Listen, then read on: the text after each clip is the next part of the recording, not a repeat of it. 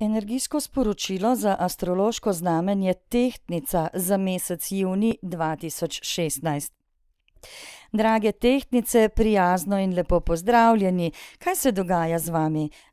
Nekako se zdi, kot da se vrtite v začaranem krogu. Kakšne energije so tiste, ki vas zdajle v tem času nekako prevzemate? Dajte se bolj odprite se novim zamislim, novim dogodivščinam, kajti veste, življenje je polno ustvarjalnih priložnosti in prav je, da sprejmete vse te priložnosti, ki vam stopijo na pot, kajti prav je, da začnete občudovati to magičnost, to skrivnost življenja in zaupajte svojemu srcu, verjemite v ljubezen.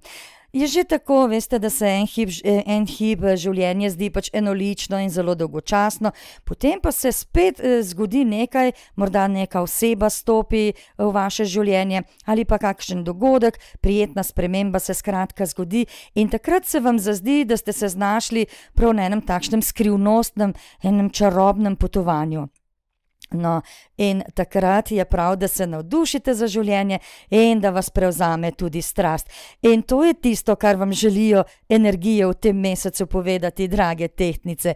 To je tisto, na kar vas vabijo energije.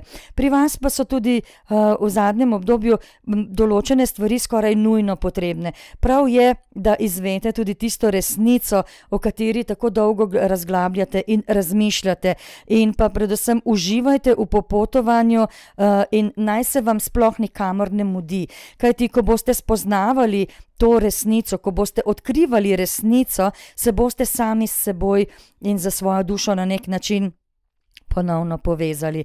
In to je izjemen trenutek in pustite si čas in vzemite si čas, da se dogajajo te spremembe v vas resnično na tisti najbolj lep in čudovit način.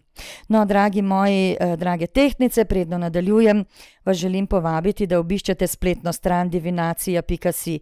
Če pa imate kakšno vprašanje za nas, pa nam ga pošljite preko SMS sporočila in vsekakor boste kar se da hitro prejeli tudi odgovor na zastavljena vprašanja. No, govorila sem o ponovnem povezovanju samih s seboj, o tem, da potrebujete resnico. Na ta način, ko boste poiskali oziroma ko boste razkrili resnico, boste začeli zdraviti sami sebe, svojo dušo in začeli se boste počutiti naravnost mladi, kot otrok se boste začeli počutiti in potem se boste znašli v nekem takem vrtincu čustev. Ta čustva bodo dokaj globoka. Vi ste pravzaprav mislili, da ste se z vsemi svojimi čustvi že zdavnaj spopadli in da ste jih razrešili, zdaj pa se bodo kar od nekod spet pojavila. Veste, nikar se tega ne prestrašite.